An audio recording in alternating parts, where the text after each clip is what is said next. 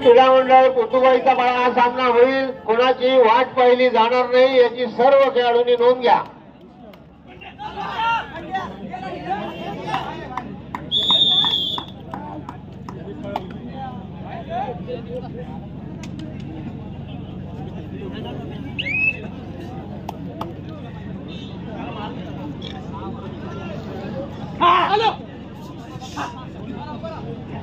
चला मित्रांनो, मैदान क्रमांक 2 साठी त्या ठिकाणी एसके स्पोर्ट्स किहीम हा संघ हजर झालेला आहे. श्री गणेश तळ आपण का थांबलात?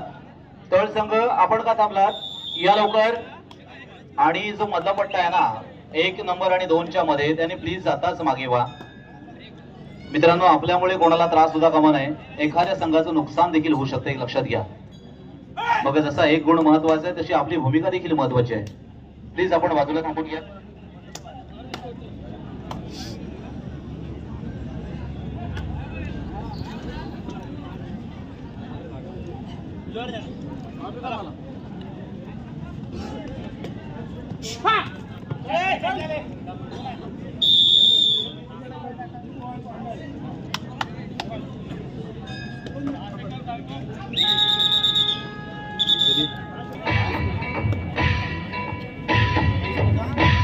मैदान क्रमांक दुसरा संघ आला का?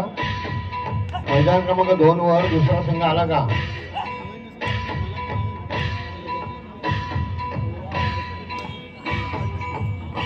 हॅलो, मैदान क्रमांक 2 वर जो संघ पुकारलाय तळ संघ आला का?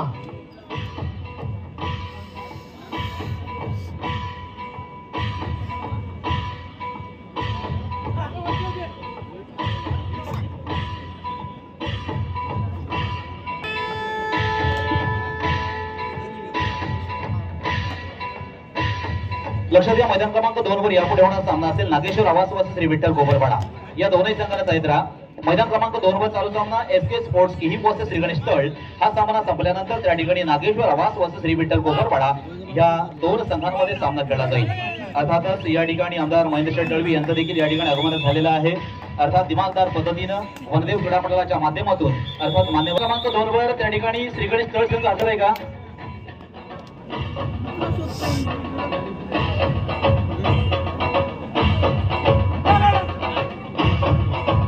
या ठिकाणी आदरणीय अनंत उदळ साहेब, विनंती असेल आपण देखील या ठिकाणी व्यासपीठावर स्थानापन्न व्हायचं आहे.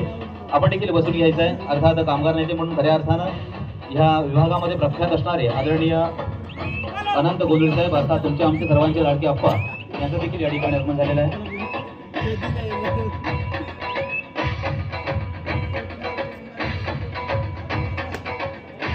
तिकडे मी मंडळाच्या पदाधिकाऱ्यांना विनंती करणार आहे, मैदान क्रमांक 2 वर त्या ठिकाणी या दोनही संघांना मैदान क्रमांक 1 साठी आपण तयार राहायचं आहे. मैदान क्रमांक 2 वर यापुढे होणारा सामना असेल नागेश्वर आवास वर्सेस श्री विठ्ठल कोपरपाडा. आपण देखील मैदान क्रमांक 2 साठी तयार राहायचं आहे.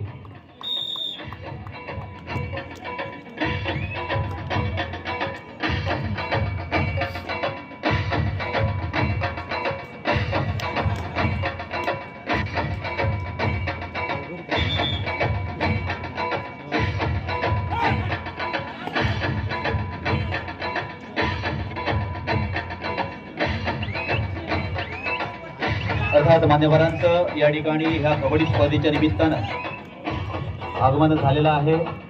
अर्थात आदरणीय महेंद्र दळवी अर्थात व्यासपीठावर स्थानापन्न झालेले आहेत. निश्चितपणे या कबड्डीला, संपूर्ण कबड्डीला शुभाशीर्वाद देण्यासाठी या ठिकाणी उपस्थित झालेले आहेत.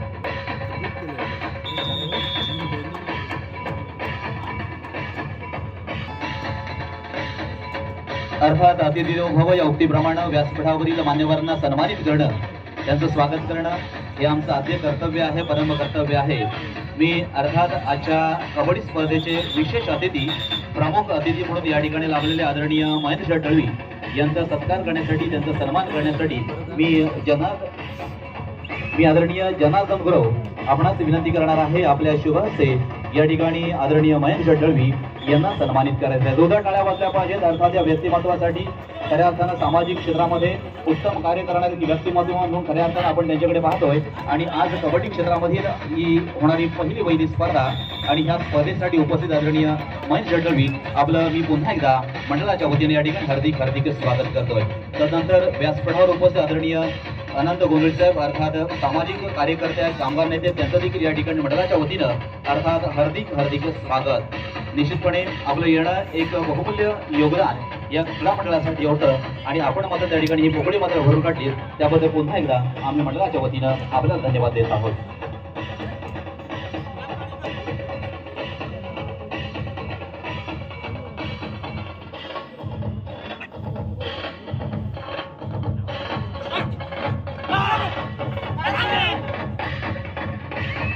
तसेच बैलगाडी क्षेत्रातील एक मोठं नाव प्रकाशजी ठाकूर यांचं देखील या ठिकाणी अर्थात स्वागत केलं जातोय.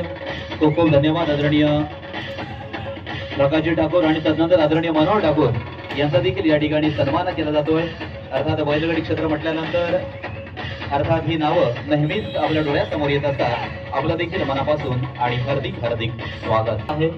आणि रायगड जिल्ह्याला ची सुरुवात या कबड्डीच्या माध्यमातून निश्चितपणे होते आणि आज देखील या कबड्डीचा शुभारंभ आज या ठिकाणी झालेला आहे. रायगड जिल्ह्यातील नामांकित 32 संघ या कबड्डी स्पर्धेमध्ये सहभागी झालेले आहेत.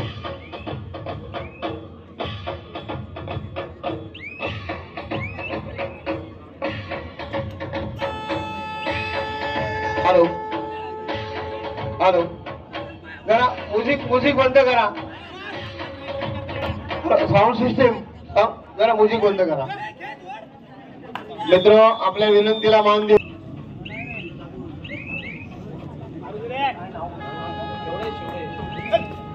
अंकिता शेवडे यांचा सत्कार करण्यात येत आहे. धन्यवाद. सदस्य नागाव पंचायत अंकिता शेवडे.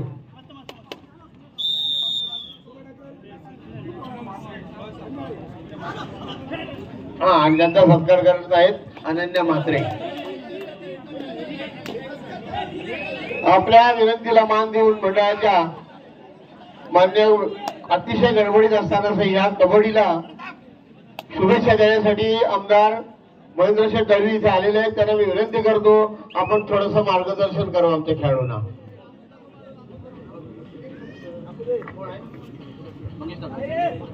तत्पूर्वी नागावचे ह्या विभागाचे विभाग प्रमुख मंगेश ठाकूर यांचाही सत्कार करण्यात येत आहे. गुरु यांना विनंती करतो त्यांचा शाल श्रीफळ पुष्पगुच्छ देऊन त्यांचा सत्कार करण्यात यावा. धन्यवाद. हे झाले कोणी? Okay okay.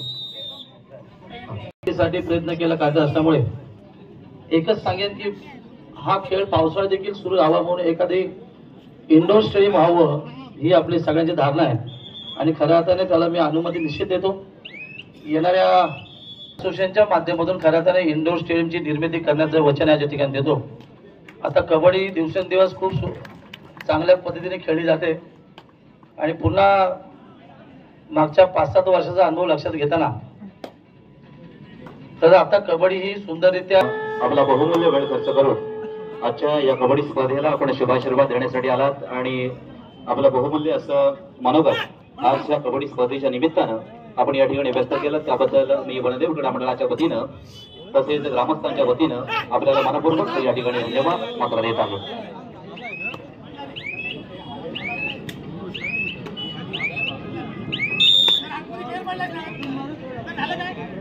मैदान क्रमांक 2 साठी यापुढे होणारा सामना असेल नागेश्वर आवास वर्सेस श्री विठ्ठल कोपरपाडा. आपण मैदान क्रमांक 2 साठी तयार राहायचं आहे. मैदान क्रमांक 1 साठी नूतन हनुमान ढवर वर्सेस वेताळेश्वर रुसर. आपण मैदान क्रमांक 1 साठी इथे मात्र पाहणार मैदान क्रमांक 1 साठी जबरदस्त खेळ अर्थात एक चोरशीचा खेळ आपण पाहिला. एक सुंदर अशा पकडीच्या माध्यमातून अर्थातच श्री गणेश खंडाळे या संघानं मात्र ऋतिक सारख्या एक महाबलाढ्य चढाईपटूला अर्थात चारी मुंड्या चित केलाय. सुंदर क्षण पाहण्यासारखा क्षण अर्थात डोळ्यात भरण्यासारखा क्षण.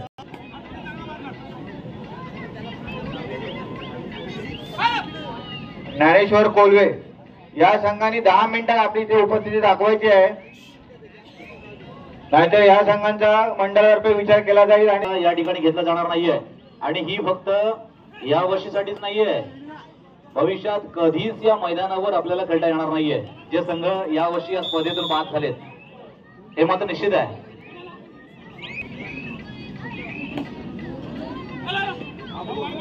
मरीदेवी धेरंड वर्सेस श्री गणेश खंडाळे हा सामना मात्र या ठिकाणी सुरू आहे. मैदान क्रमांक 2 वर देखील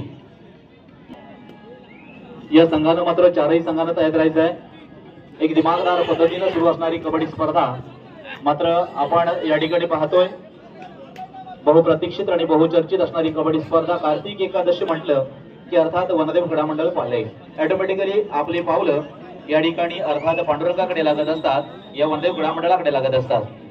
हॅलो, कुलदीप भगत आणि पवन म्हात्रे माझ्याशी संपर्क साधा. कुलदीप भगत, पवन म्हात्रे. आणि निश्चितपणे पहिला पांडुरंगाचा आशीर्वाद घेतला जातो, रुक्मिणी पांडुरंगाचा आशीर्वाद घेतला जातो. आणि नंतर मात्र तितकंच महत्वाचं आहे भविष्यात होणाऱ्या कबड्डी स्पर्धा, अर्थात जिल्हास्तरीय कबड्डी स्पर्धा असतील, तालुकास्तरीय कबड्डी स्पर्धा असतील, विभागीय कबड्डी स्पर्धा असतील, परंतु इथे मात्र प्रत्येक खेळाडू या ठिकाणी पाहतोय एक नामांकित कबड्डीपटू आहे. कारण या कबड्डी स्पर्धेमध्ये रायगड जिल्ह्यातील अनेक नामांकित कबड्डीपटू आपला खेळ मात्र या मैदानावर खेळणार आहेत. आपल्या खेळाची चमक मात्र रसिक प्रेक्षकांपर्यंत पोहोचवणार आहेत. कबड्डी हा एक रांगडा खेळ आहे, कबड्डी हा एक मर्दानी खेळ आहे, कबड्डी हा एक मैदानी खेळ आहे. आणि ह्या खेळाच्या माध्यमातून आपण जर प्रो कबड्डीचा विचार केला तर पर्व 11वे आपण निश्चितपणे आपण दररोज टीव्हीच्या माध्यमातून प्रो कबड्डी देखील पाहत असतो. म्हणजे या मैदान क्रमांक 1 साठी आपण सामना दिलाय नूतन हनुमान ढवर वर्सेस वेताळेश्वर रुसर, आणि मैदान क्रमांक 2 साठी नागेश्वर आवास वर्सेस श्री विठ्ठल कोपरपाडा. या चारही संघांना आपण कॉल दिलेला आहे, चारही संघांना आपण तयार राहायचं आहे. आणि अजून देखील मित्रांनो लक्षात घ्या, काही संघांना अजून देखील रिपोर्टिंग केलं नाहीये. ज्ञानेश्वर कोलवे आपण चला, त्यानंतर शिवगुरु